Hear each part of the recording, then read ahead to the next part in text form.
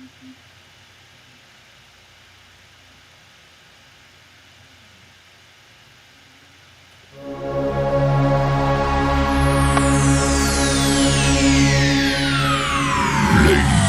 and gentlemen, may I have your attention, please? The show starts in 10, 9, 8, 7, 6, 5, 4, 3, 2, 1, go. What's up, guys? What's up? Welcome back to Deck Talk Podcast. I am Colin Burnett. And I am Norman Lee. Today we have a special guest with us. Some people know him as the Crankmaster, but a lot of other people know him as Mr. David Fritts. Thank you for coming, Mr. David. What's going on, Mr. David Fritts? So, well, you got up on the computer.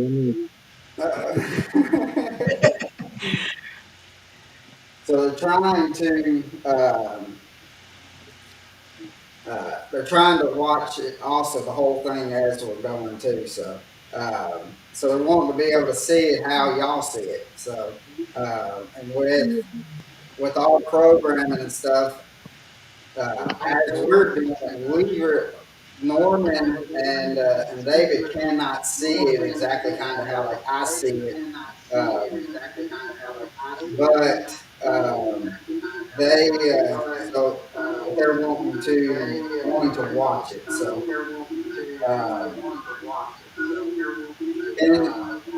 can y'all turn the volume down a little bit, David?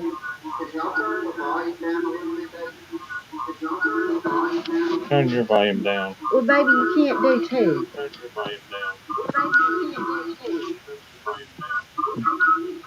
So we actually got I'm going to have some kind of thing. How's that? That's better. Thank you. Norman and I actually got to meet David in Nashville at the Big Rock convention, and we learned a lot of stuff from David at the Berkeley tank. So, but David, we got a couple questions for you, and guys, just remember,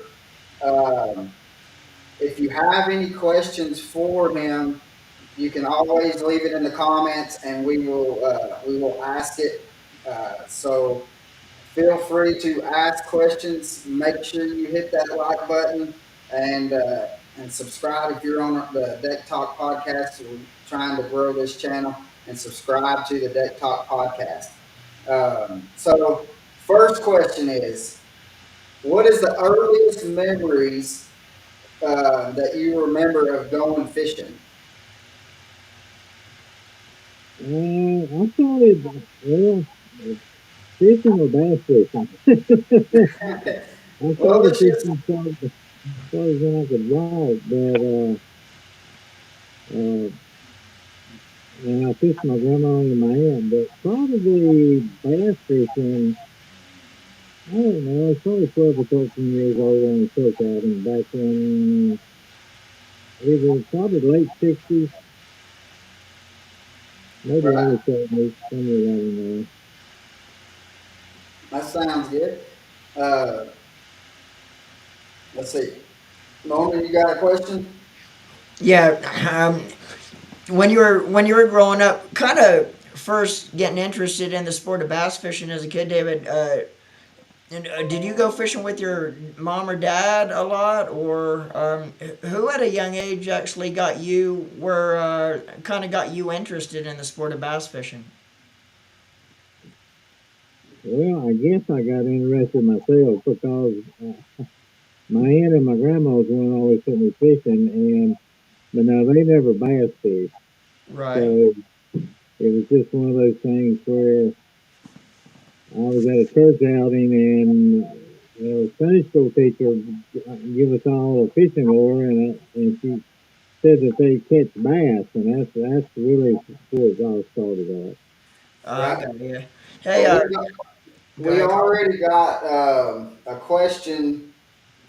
Michael Lindell, he's from southern Florida. He fishes, Norman calls him the king of the Everglades. Yeah, So, but he's got a question for you. He says, what is your favorite crankbait for brush piles 25 feet deep? Oh gosh. Now, are they in 25 feet of water, or is that the top of the brush pile? We'll wait on, that's all he said. So he will comment back here in a second. So, now coming from South Florida though, Colin, I would assume he's talking about it's 25 foot of water, not the top of the brush pile. okay. Coming from Florida.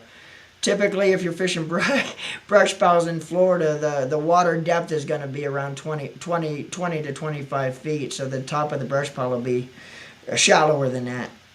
Yeah, that's sort of what I Yeah. was thinking. So, He says the top of the pile, Norman knows the spot. So, Yeah, what would be, Michael's followed me there a few times. yeah. So, a crankbait that will fish the top of the piles around 25 feet. well, if it's a fresh brush and it comes up to 18, or if it's a brush pile that comes up to 20, I mean, that makes a difference. Big difference, right? You want a bait that will barely touch the brush pile. You don't want one that'll dig into it and you get hung up all the time. So you want something that will tumble over it a little bit, but nothing that will dig it halfway down. So, Right. there's a big variance there. So, you sit in a big tree like we used to, it may not be the 10 feet under the water. So you Right. have to adjust to that. But more than likely, the 17.5 dredger, and if it's 25 feet on the top, you're going to have to use a 25.5. But a deep diving crankbait, and use some line that's not real stretchy, or you're going to lose a lot of fish. But um, and throw that bait through the brush. Don't jerk as soon as you touch a land, will be hung up. So the trick of fishing brush is being able to fish the bait through it. Right. Now, when you're throwing a deep crankbait, what is the rod that you prefer, and like the line size that you would throw with it? Well, out of all the baits I've ever made, we always make it and use it and test it on 10 pound test line, 10 pound Right. diameter, it's in 011 or 012, but actually 011 or 010 sometimes. This depends on what kind of line it is. But that that was, and I've used the same rod forever and ever. David Fritts rod. Lee makes it. It used to be completely glass, and now we had to put a little bit of stiffener in it because baits have got bigger in the last 10 years. Baits have got a lot bigger and a lot heavier. So, but it's still mostly glass. I mean, this rod is going to break up. I think it's like $89. I mean, it's ridiculously reasonable, and it really works. I mean, it works for the buzz bait, it works for a spinnerbait, chatterbait, and really works good with a crankbait. Yeah. Now on a crankbait rod, a rod that you're actually going to be throwing the crankbait with, do you prefer a longer rod or a shorter rod? It As far as depends on how deep I'm fishing and if I'm throwing at a target. Uh, for instance, throwing a Fritts side and smaller baits up around cover and targets, I like the 6/8. If I'm fishing deep, depends on how deep, but we make a 7/6, a 7/11, and a 9 footer. And most people can't handle the 9 footers because you got to be a tall person to be able to throw it. That 7/11 will normally outcast the 7/6 by probably 8 yards. So it really helps you if you need to get a bait down like this guy that called in. You need to get a bait down there in the 20 foot range. a 7-11 pretty hard to beat. No, I got you. Good deal. When when did you become a full time pro, and how long did it take you before you won your first major event? Well, I started fishing full time in 1989, and the problem back then for me was just money. You know, working at the tire shop, changing tires, and uh, help my dad quite a bit, and it was just one of those things where you just back then there wasn't a whole lot of money, and I started out fishing the Redman circuit, which is the BFLs, and I ended up winning. Oh, what did I do? I won 4 regionals, trucks and boats, city trucks and boats, Ranger boats, and that sort of got me on my knees and got me up going. So in '89, I started doing it full time, and I won some other tournaments. Um, Actually, I won all year. I won all year, and I said, "Man, I'm gonna go broke." Because I about threw all the money I'd saved, and then that fall I ended up winning 3 tournaments in a row, and so that sort of saved me. And then obviously '93 I won the Classic, and with no sweat, I had nothing to fish. Yeah. Yeah, back then the money was a lot different than it is today for what you took home for winning an event, wasn't it? Oh, yeah, tremendously. I mean, you could buy gas for 60, 70 cents a gallon. You could stay in a motel for $20 a night, and it costs you $500 to fish a bass on. Yeah, Yeah, I was looking at the statistics. I think the year you won the classic, David, I think the first place paid out like 50,000, and today it's like the better part of 300,000 if you win it today. Yeah, it was. And I won even the the first first. woodchuck too, and it paid 100,000. The next year we ended up paying 200, and the next year 300, and then it went to a million. So and daylight and a dollar short. Yeah, times are sure changed, huh? Yeah, because Yeah, what they was did. it, Norman? We Huh? looked at it while we was at the classic, and the last place I think left out of there with 15 to 18 grand or something like that. Last place, and I was like, yeah, just to come and fish, and I was like, no wonder these guys just are. They're wanting to get on here just to fish the classic. I mean, which that now, I mean, we'll pay a few of the events to get them in, but I mean, that's still a chunk of change for really not even doing too good because the guy that came in last had 2 days that he blanked, and so for I think what was it? He caught the third day. He caught one fish or two fish, Norman. Yeah, I think the third. No, well, the On guy that Saturday, he went. the second day, I think the guy that actually. I can't remember exactly, but he blanked on day one, and I think had a couple fish on day two. So, and it's a pretty good hunk of change, for Yeah, for two fish. yeah, exactly. But there's no entry fee in the classic, though, is there, David? You don't. No, It's a no entry fee tournament if you qualify. yeah, there's not. That's the good part. I mean, you ain't got a lot of expense, even though you probably go practice a week or two, but for the classic, and you've got money invested, believe it or not, Yeah. uh, and money just don't go the way it used to. Money don't go very far. You guys are familiar with that, so it's pretty tough out there. It's pretty tough. Anything right now, anything you're in is pretty dang tough. Yeah. Yeah. Oh, no doubt at all, man.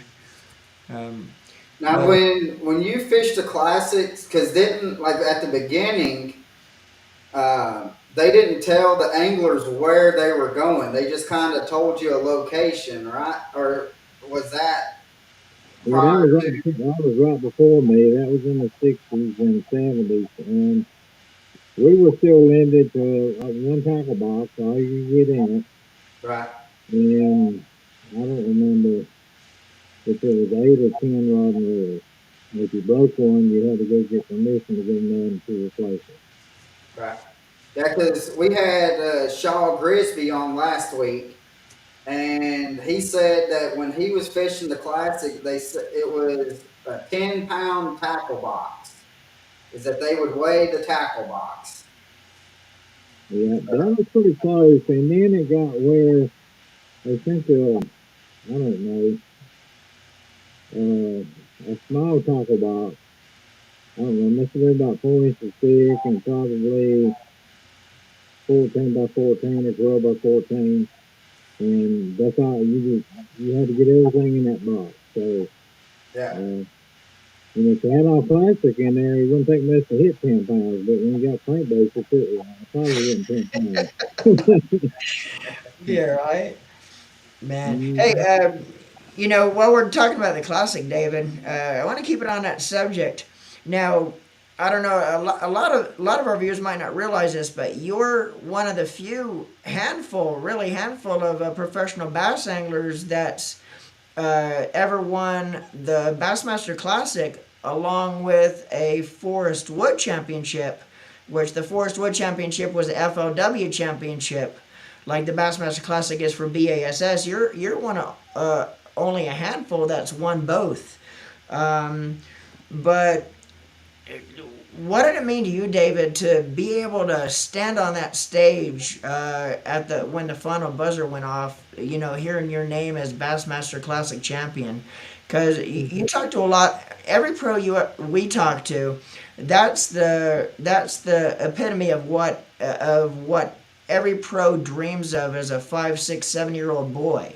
Winning the Bassmaster Classic and to be able to hold that trophy over your head. What did it mean to you to be able to do that? And what did that do for your career, moving on down the road in your career? Well, you're right. Winning the classic is the ultimate goal, um, for everybody. I mean, no matter how old you are, that's always the ultimate goal. Um, and it pretty much, Ray Scott used to always say, you're a millionaire because you win the classic, you're gonna make $1 million. Now I don't know about that, but if you catch a few fish after you win the classic, yeah, I'm gonna say pretty good chance you're gonna make $1 million. So, uh, it sort of does away with, you pretty much can write your own ticket. Um, when you talk to a sponsor, it ain't like they don't know you. Um, and me, I always had the same ones, and I always had some really good sponsors that jumped in there when I was even younger, and so that wasn't a big part of what I had to do, but it did get me Chevrolet, and it got me a few other people that were big players at the time. Yeah. Yeah, the saying used to be, if you won the classic, if you knew how to market yourself after winning the classic, if you were good at marketing yourself, that's where you can make mega bucks becoming a Bassmaster Classic champion. You know all about the marketing. And I could remember that was a saying years ago. Winning the classic, you'd take home, depending on when it was, like this year, $300,000. But if you can market yourself, you could take home in the long run well over $1 million. It's all about how you market yourself. Do you agree with that? Yes, I do, and a lot of it just depends on how you act and what kind of personality you have has a lot to do with it. If you get all cocky and all above everybody else, you're not gonna probably gonna hurt yourself more than help yourself. But if you'll keep your head on your shoulders good and just have a little bit of common sense and try to promote the sport and do things that help the companies that's helping you, um, there's no end to it. It's pretty incredible. Yeah. Yeah. Yeah, that's awesome, man. We got Jamie Jones. He's a local fisherman here in the Chattanooga area. Um, he says that he likes the Fritz side. That he caught a 9.47 pound bass in the Heartland series here a couple of years ago with it. So I believe that will make a believer out of anybody catching something like that. Yeah, Jamie Jones, he's one of our local hammers here in the Chattanooga area. Well, that bait's just a no-brainer. I don't know that there's ever been a bait that you just tie it on. A kid 4 years old can tie one on. If they can cast and line, they're going to catch fish with it because fish come find it. It ain't like you got to find fish with it. They Right. find it, and it's real unique. They have been. Uh, I'm pretty sure there've been 8 major tournaments, including the Red Forest, one on the Fritts side. And that ain't counting all the people that have done real good and have won that said we call them on a crankbait because it was sponsored by somebody else. So, but that's what we know of right now, and it's just tremendous to have something that's real consistent. It ain't like you got about 10 or 20 of them to get one that's real good. Every one of them, when we figured out how to make them fish like wood, but we made them very consistent. That was the big ticket of that bait, and you buy 10 on them, all 10 on them are good, Oh yeah. and you don't That's have to put what. Yeah, I never typically. Uh, First thing I do when I get a crankbait or jerkbait or something like that, I'm changing out the treble hooks on it and just replacing everything on it. And the Fritz side is probably one that I would not be afraid to take out of the package and throw it out there because it does have good hooks on it, Yeah. and I'm not worried. They're great hooks, and I don't have to worry about them fouling up on something where I'm missing a fish or something like that. And Yeah, so that bait is pretty much ready to go when you it buy is. it and take it out of the package. It's got good Fusion 13 hooks on it. They're sharp and they stay sharp for days. Um, you ain't got to waste all your time tuning them. I have yet to get one that wouldn't run real good. And even the sevens and the nines, the ones that run deeper, are really consistent in how good they run. And that's what we have to have because we have a lot of good fishermen fishing, and we have a lot of fishermen fishing. Yeah. And to have something that anybody can tie on, throw up and wind in, and they're going to get their lines fish is pretty amazing. I've been developing baits with toes and the DT series with Rapper, and now the majority of the hard baits with Berkeley, and it's just man, it's been a home run. It's been pretty spectacular, and we keep getting better. Our dredges and some of the new baits that we have, the bigger, um, the pit bull. The major tournament won on it because somebody finally, Al Jones finally found out, Al Jones Jr. finally found out how good those things are. And Yeah. once you get one bait in the lineup that's really spectacular, then the other ones sort of fall in place. Yeah. Now, And then they find out how good they are too. yeah. When you're throwing a deep diving crankbait, David, and I'm not much of a deep diving crankbait guy. I don't throw a lot of deep diving crankbaits, but when I do, you know, you see a lot of the really good crankbait fishermen on tour like KVD, and you watch him throw them crankbaits that dive 20 plus, or that's supposed to dive 20 plus on like 4 pound test. What typically with you, if you're trying to get down to like 20 plus feet, uh, what size line do you recommend? I mean, do you go down to like 4 or 6 pound, or do you go a little bit larger? Me personally, I can't see myself throwing a heavy crankbait on like 4 pound test. But I know the logistics behind it. But that's some light line. What is your feeling on that? Yeah, you're gonna lose a lot. I even have tried throwing it on six, and it just ain't gonna work. I Yeah, mean, it's not worth it. You're gonna lose a lot of bait throwing it. You're gonna lose a lot of fish. For one thing, 6 pound diameter, it's got a ton of stretch in it. So right.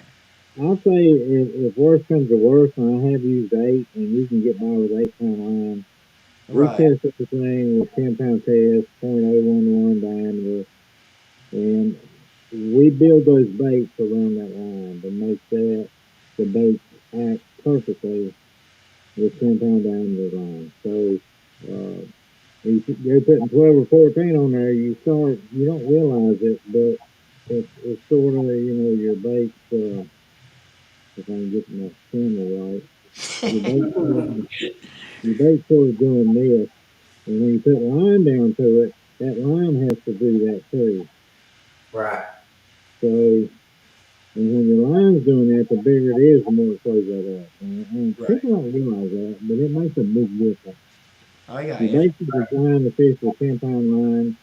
Not that you can't use 12. I never use 14, Yeah. but Yeah. but 10 is optimal. I got you. Now, when we ran into you in Nashville, and you were doing a little demonstration at the Berkeley tank, and y'all was throwing the Fritts side, and I knew because I've thrown the Fritts side. I guess what has it been? What 3, 4 years or so that it's came out? That I've thrown it ever since, and I've wondered why it comes through uh, like rocks and comes through like downfalls and stuff. Even comes through grass, and I did not realize that how much that it just kind of, I mean, it just kind of just plows its way through, and then once it hits like a stump or something like that, it's just bouncing right off. And the hooks, when I was watching it, the hooks never got close enough to it. It's hitting like the logs or the rocks or something like that. It's hitting it, but it's deflecting. And I told Norman while we was watching it, I was like, that is why that we've been catching a lot of bass off of it, because that's what you're wanting to do anyways with the crankbait, is bounce it off the stuff. And it never put the hooks in the position. Not saying that it won't, but typically it doesn't put the hooks in the position to get it snagged, because it's as soon as it's hitting, it is deflecting away from it like a typical bait fish would, right? Well, it is, and that bait is so different than anything else made. We have a lot of side to side movement, and what that does, it keeps the hooks on balance instead of being at one place running. When you've got a bait running like this, Right. and when you have a bait that's doing this, it's two different things. And another thing is, it is a square lip, but we call it a semi-square. And actually, I designed it with just a little bit of roundness in it, and you'll be amazed at how much that saves you from getting hung up. There's Yeah. no reason to twist it from the square lip, but it will save you from staying hung up. Right. Right. And people will be surprised to realize. I mean, just like what you said, a professional can go out there and grab it, throw it out there, but just like an amateur or somebody that's just a weekend angler, or even a kid just learning how to fish, can grab that bait and has a chance of, I mean, because I've caught some pretty good sized fish. I haven't caught like what Jamie has. I haven't caught a 9 pound on it, but I mean, I have caught my fair shares of 6 and 7s with it. But it's easy for anybody to go out there and be able to have the advantage to be able to catch good sized fish with it. Well, it's going to do that, and it's going to catch numbers. And if I was to say the worst thing about that bait is that a lot of fish like to choke it. It is so good that the fish won't haul it out of the way, and that's probably. And I don't know how to fix that because I want them to bite it, but I don't know how to keep them from slowing it. And people send me pictures all the time, and I do it myself. A lot of fish, I mean, when they bite that thing, they get it. It ain't like they just miss at it. Even when I was talking to Norman when we was watching you do the demonstration, and and it was crazy just how many times the fish would, even just one fish would hit it, and then because you got the hooks bent in to where it's not gonna to catch him, even though he did catch a fish that day. So Yeah. that even but how many times they were even like let's say they hit it, but then they were coming back and hitting it. It was still, it wasn't that they hit it in typical crankbaits. They'll hit it and then that was it. That was your chance. They were coming back multiple times hitting it, and I was very impressed with seeing that and seeing how it ran through cover and stuff like that. I told you then that I was very impressed with it. Yeah. Well, thank you. Yeah, it's a pretty impressive bait, and they still can't make enough of them. It's unbelievable how many people are buying these baits, and it is a tool though. You don't need to be beating on the water, and you can't hit rigs and rocks with them because we do have a fan-lip design, and those things. It's actually a delicate piece of equipment, and if you take care of it, you'll never have any problems at all. But don't go beating on bridge pilings, hitting your windshield and your range of blade and all this stuff, because they will break. Yeah, But all that's for a purpose. You can't make a good bait with a lip that's a 4-inch thick, and it just ain't going to happen. So, right. um, That's but awesome, man. it's designed pretty much. I mean, it's pretty tough. Don't get me wrong. I haven't broken any, but I know some people that do, and they wonder why they break them. Well, they hit a rock on the rip rap, or they hit it up against a bridge piling or something, and they can't take much of that. But that's Nah, because it is a well balanced, clean, delicate piece of equipment. Yeah. it is. It is. Hey, Now, I was gonna say before we get too far removed, I wanna go back a little bit, David. Go back to talking about the classic again. Before we get too far away from it, um, you had you had quite a run within the couple years you won the classic. I think you won the classic in '93, and the very next year in '94 you actually won the AOY Angler of the Year. And so that's a pretty good couple year stretch you had. But winning the AOY the very next year after winning the Classic, David, what's your opinion on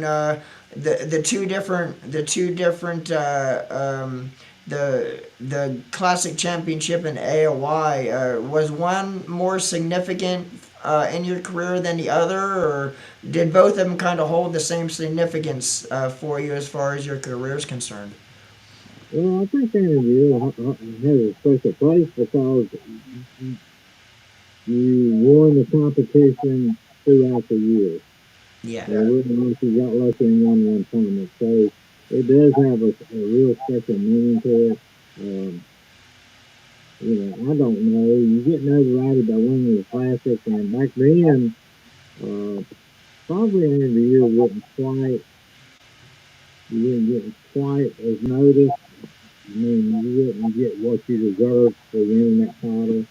But in your heart, that's a pretty good little thing to get a hold of, and it's real Yeah. special. now when you're in the off season, what do you do during the off season besides fish? Well, I do a lot of deer hunting, and I still do a lot of farming, believe it or not.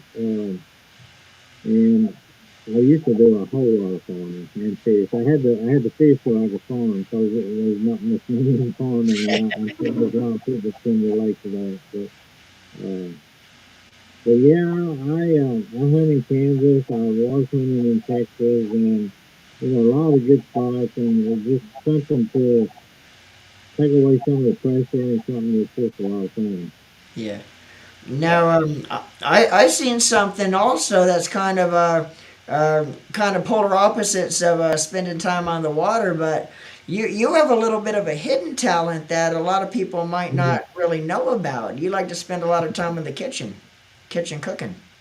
Well, I did. I mean, it was sort of, my dad, I had to get in there and work on the farm with him to spend time with him. Well, my mom, if I was going to spend time with her, I had to get in the kitchen and, and spend time with her. So me and my sister, my mom, and myself um, got where we took some really good recipes and tried to make them better. And we hit some home runs several times.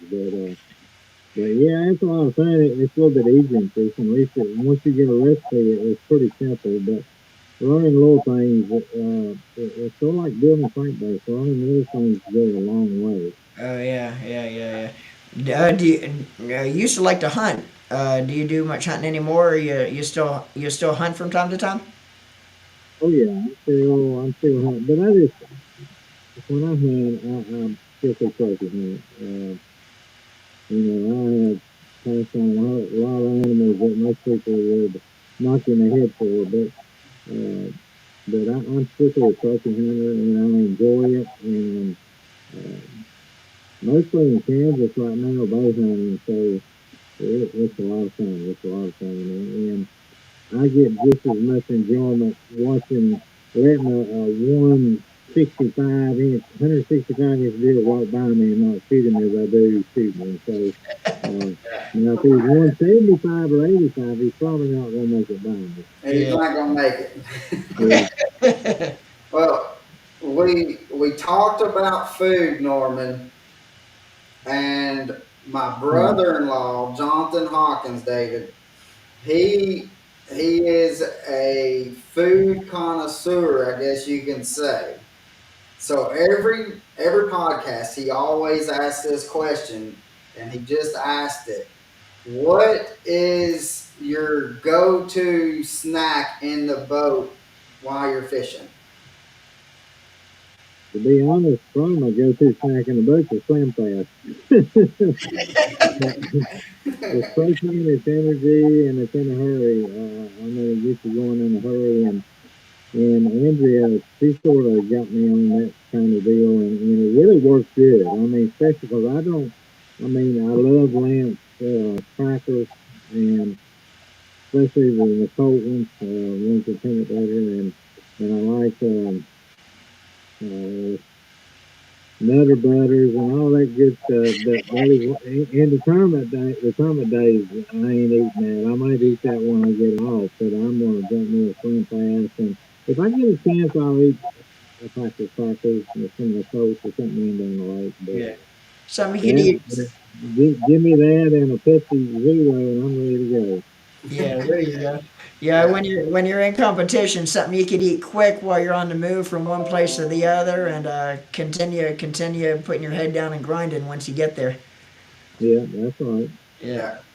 Now, another question was asked with you winning the classic and the Forest Wood championship. Did they mean the same to you, or did one was more uh, mean more to you than the other? Well, to be honest, when you accomplish one thing, you want to accomplish something else. So Exactly. I did that with winning Amy we did next year. Then in '97, and you want to talk about fishing? Probably '97 was my absolute best year because I won three Forestwood Cups. I mean, a Forestwood Cup and two other tournaments to go along with that, plus a BASL Cup year. I won the one on Minnetonka, so I ended up winning four major tournaments that year, and boy, IRS loved me, but that was a good year, especially when you win $300,000 tournament. Yeah. And I don't know, the classic's probably the ultimate goal, but that first week test is pretty close. Yeah. So another question is, when you're in a tournament and throwing one of your own crankbaits, do you modify it or do you throw it out of the package? I throw it out of the package. There's nothing I can do. I already modified them when I made them. When I designed them, Yeah. back in the old days, yeah, I could do some things and make them better. And actually, I tried that with Bagley. I was with Bagley for a while, and I was trying to make. We made the dredger, but they couldn't make it consistent. They wouldn't take the time to balance each bait. But the baits that you buy now, um, whether it be and the DTs are not quite as consistent either because of wood. But boy, with plastics, I mean, we have found a way. I mean, we hit a home run when we made those things just like wood. I can't tell you how much that means. And that's the first in the industry. We've done a lot of things that have never been seen in making crankbaits and the crankbait line. Yeah. So that's something pretty special and something I'm pretty proud of. And you know, I had some good help. The guys, we call it Crankbait Iowa up there in State Lake, Iowa. Um, and those guys read up with it. But they there's a little girl in there sits on the computer, and I give her quarters when she made that bait and designed it, or not designed it, but whenever she wrote down or put my dimensions and all that stuff, and actually programmed it into a 3D printer. It just blew me away. That's how people could do that, and she was very good at what she done. But Kelly was her name, but we had Dan Steiner. He helped me some. He was pretty young in that time, but still, even the flip side, they was wanting to release it, and we had it closed. And I said, "Boys, we can make this. Let me have 2 more weeks on it, so we're gonna work on it 3 years." Yeah. And when that happened, it was like something magical happened. I mean, when we changed, I ain't gonna tell you what we changed, because what probably people who make crankbaits will probably listen. But we made one little change, and it just, I knew when I saw water flowing over it that that was going to be probably the best crankbait I've ever made in my life. Yeah. Hey, when you're throwing a crankbait and you're having trouble keeping it tracking right or tracking straight, how do you adjust the crankbait? And I think I kind of know the answer, but I actually have a lot of people ask me that, and me not being a big crankbait thrower, how do you adjust a crankbait when it's not tracking straight? Well, probably the best thing to do with it is give it to your buddy for Christmas. Uh, I mean, usually when those baits don't run good, uh, it's really hard to ever get them to run good and Yeah. be a top bait. Um, but yeah, you just bend it the opposite way the lure's running if you want to fix the tracking on it. Yeah. Um, and you know, those pliers that you buy have slots, 3 slots in the edge of the pliers, and that's what that's for. I invented that a long time ago. And you lay that slot on there and you can twist it because you can never grab it by the end of the pliers and ever get one right. That's not going to happen. But if Right. you twist it, or was move the front of the wire one way and the back of the wire the other way, you can actually fine tune the bait. If it's running a foot off, you can tune it. Yeah. So, Right. in all honesty, the best thing to do, give it to your buddy for Christmas. Don't get no scratches. Just put it back in the package and staple it up. Make you a Christmas present. Yeah. That's when it goes and hangs up on my wall over here. Right. Yeah, that's right. Colin's crankbait net behind him. Yeah, Yeah. I got those baits are actually my both of my grandparents or my grandfathers have passed away, and I would go and fish with them. And so when they passed away, I got their all their fishing gear and stuff like that. So when I moved into here, I made an office for myself, and then I was like, I got to hang up their baits just to kind of remind me of where I got started and stuff. Yeah. So, Mhm. Yeah. but let's talk a little bit. How did it feel when you got the phone call or you found out that you were going to be a bass fisherman Hall of Famer? Did it come as a surprise, or were you kind of expecting it, or did you know eventually that it would have come to you? Or That was probably the biggest surprise I've ever got. I didn't have a clue what was going on, and I often wondered. I said, I don't know. I guess maybe after I leave this world, I guess I'll get inducted maybe. So I didn't have a clue, but it was a huge, huge, huge surprise. It Yeah, floored me. Because I wasn't thinking about it, and they told me, I think it was at Lake Lane in Georgia, and they told me up on stage, and I just, I mean, I didn't have words to answer. They shocked me so much. yeah. So Now, that's, now, do you would how? Let's see. How am I gonna say this?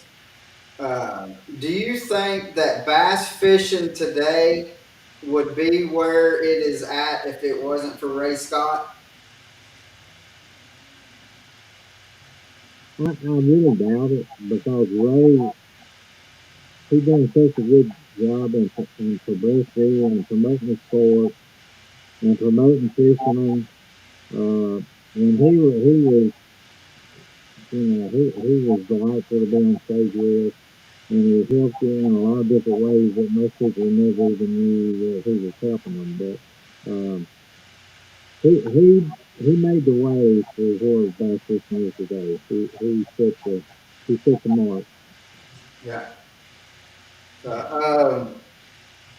Norman, you got another question for him? Man, did a lot of good stuff. We talked about Mhm. here, David. But anyway, not really. It's been fun.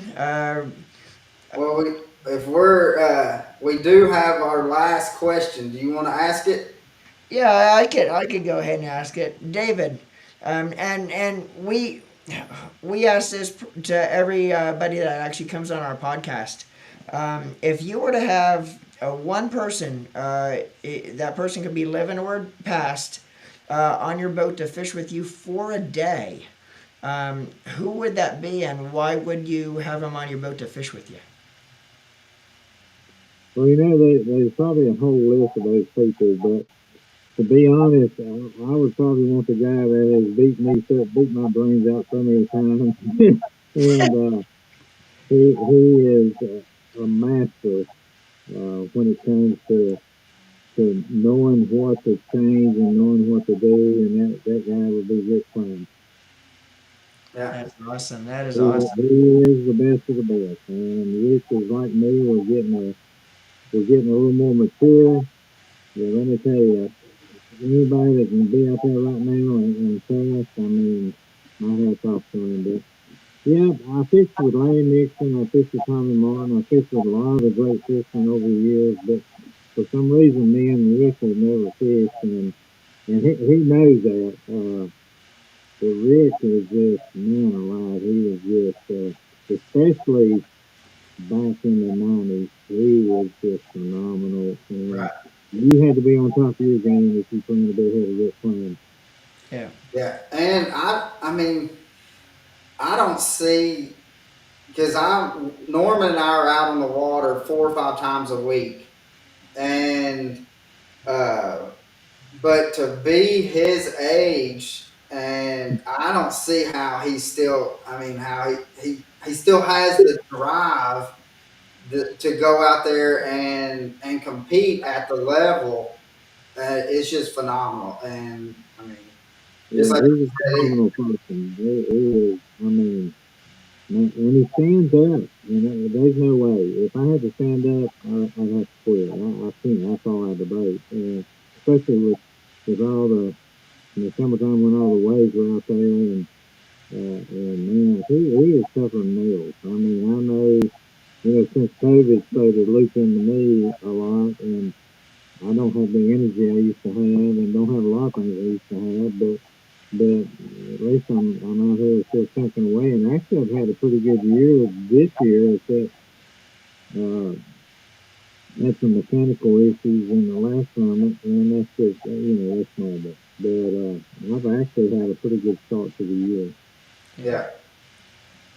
So, well, we're going to wrap this up, and David, we deeply appreciate you coming on here, and thank you for talking to us and talking about the crankbaits, what you use and the line and the rods and all that, and just kind of getting into details about that, and then talking about the Fritz side, and which by far, guys, if you have not thrown a Fritz side, you are missing out. Go to your local bait shops. I guarantee you they're going to have a wall full of them because we know that around here, Jack's Bait and Tackle, Fish Tails, Talking Tackle, they have them loaded up because they know they're going to catch fish, especially on Chickamauga, Nickajack, Gunners, well, wherever you're going to be at around here, they are going to smash some fish.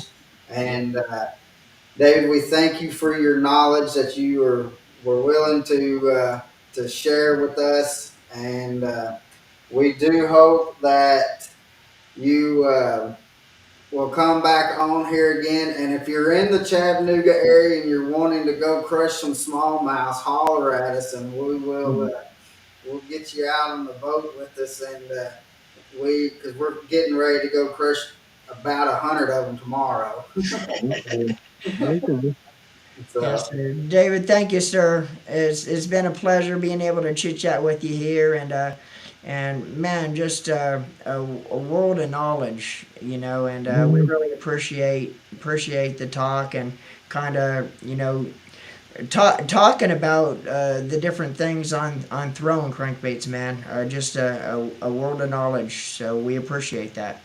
Well, you're very welcome.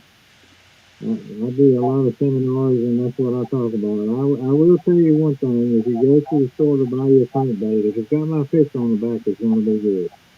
Yep. Because I'm going to tell you, it's just we don't do something. I don't do something and spend 3 months on it and say it's ready. When I do something, it's 3 to 4 or 5 years, and I know it's the best it can be when it hits the market. So. that's true. So, and that's happened. You see that. You see that in the D2 you see it in the fish side, you see it in the Texas, you see it in the desert. I mean, you see it in a lot of things. The square balls. I mean, there's a lot of really good baits out there, and you just got to get somewhere when they're biting the crankbait and you'll be in business. Yeah. So, guys, remember to go to the YouTube channel Deck Talk Podcast. Hit that subscribe button, and and if you're out and you see David out and about on the lake, make sure you wave at him, tell him what's up. You've seen him on our podcast, and David, again, we deeply appreciate it, and hope to have you back on here soon. And guys, we glad that you came and watched this podcast and interacted with us a little bit. So we hope that you have a blessed day, and hope that you live the passion. Live the passion, guys, and tight lines. Thanks, David. All right. Thank you, guys.